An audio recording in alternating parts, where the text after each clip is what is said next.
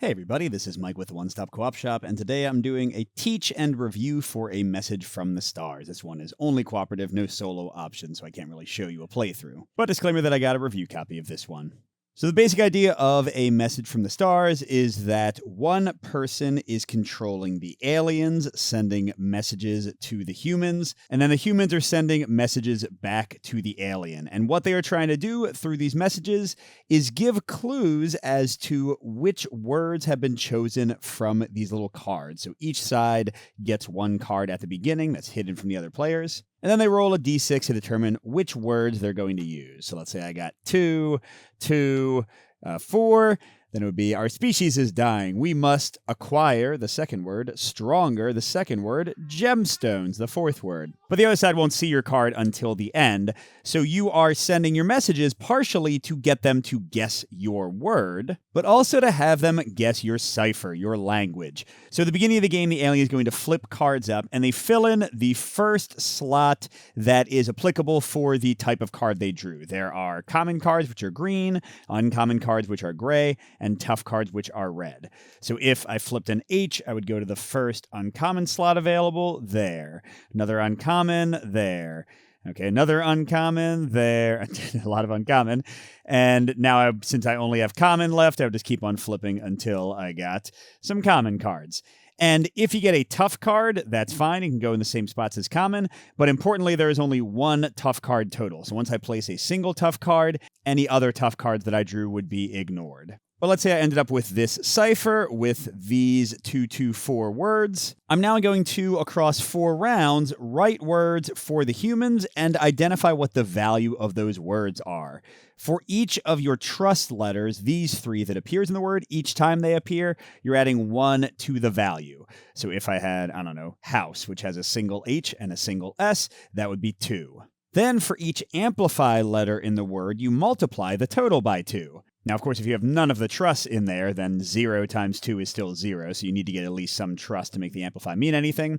And then finally, if you have the suspicion in the word at least once, it doesn't matter if it's in there 5 times or once, then the entire word becomes negative. So to give you an example, I know that gemstones is one of the words. Let's say that I made the word shiny. So I've got S, 1 S for 1, H, 1 H to add up to 2.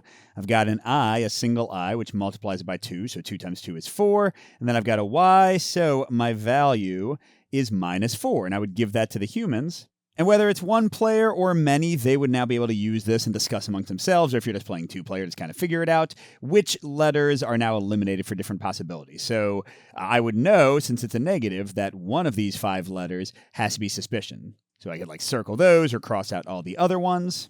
I would also know, with the total being 4 and there only being 3 letters in trust and no letters repeated, that it could not possibly be all 4 points from trust, that I need to have at least 1 amplify. And actually, I guess the 2 possibilities are that I have 2 amplify, both amplify letters in there, and a single trust, because 1 times 2 times 2 would be 4, or 2 trust letters and 1 amplify, probably more likely.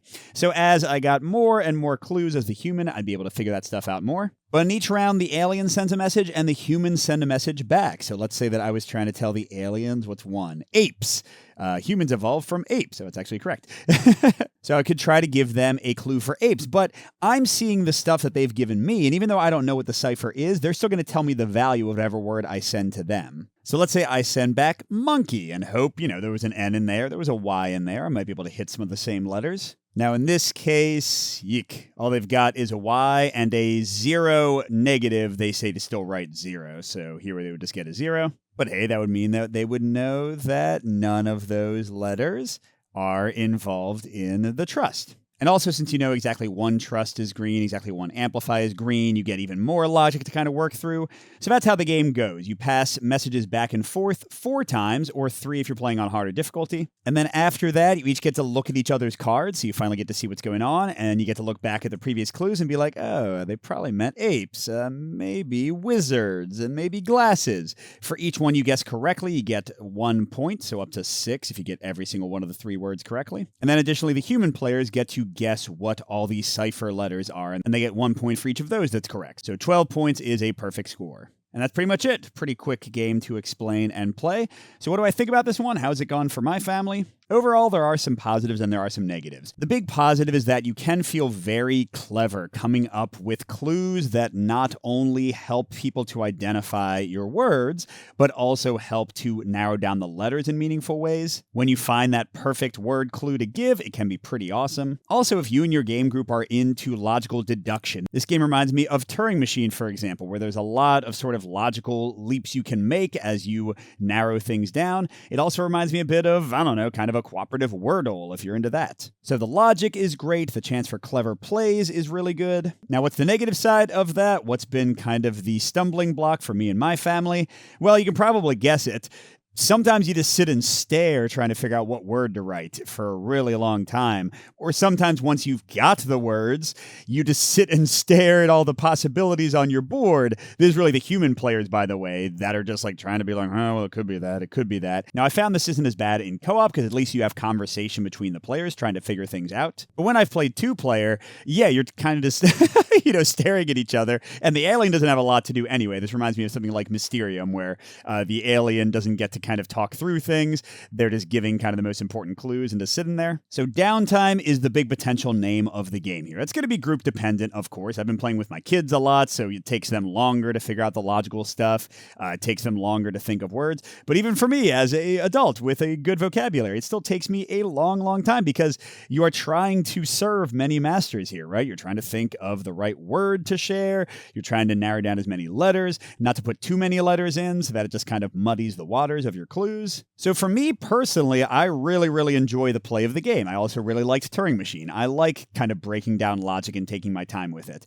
But I'll say for my family overall, the game has not been a hit because it just takes a long time and has downtime more than we would want for such a simple, straightforward play set. My family would rather play something like, I don't know, Letter Jam, where pretty much every player is involved in the word clues at the same time, or Codenames Duet, because Codenames has a very similar problem. I would kind of compare it here, except this one has even more going on, so the clues can take even longer.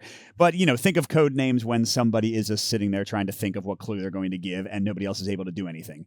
Codenames Duet solves that by letting the cooperative teams kind of think of clues to give each other at the same time, but this game doesn't have that possibility. Well, I mean, it kind of does. I will say that there have been games where I was able to kind of like think through and write multiple clues at a time, but certainly the human side needs to kind of wait because their clues should not only be indicating their words, but should be narrowing down the information they've already gotten from the aliens with the letters. So I'm not trying to say nobody should play this game. I think if you've got patience, I think if downtime doesn't bother you too much, or if you and your group are very quick with logic, or just don't really care that much and just can kind of make up words up quickly and not worry about things too much, I think this game could be a hit. And again, I personally enjoy it a lot. But for kind of more casual gamers who either won't want to dive into the logic as much, or who will sit there with analysis paralysis for a really long time, it's a little bit tough to recommend A Message from the Stars. I don't think it's going to be a hit for many game groups. Thanks for watching, everybody, and a special thank you to our biggest Patreon supporters, J. William F., Pedro Lucas, Nick Skeen, Steve Wren, Miles, and Wayne Scott. We'll see you at the next stop.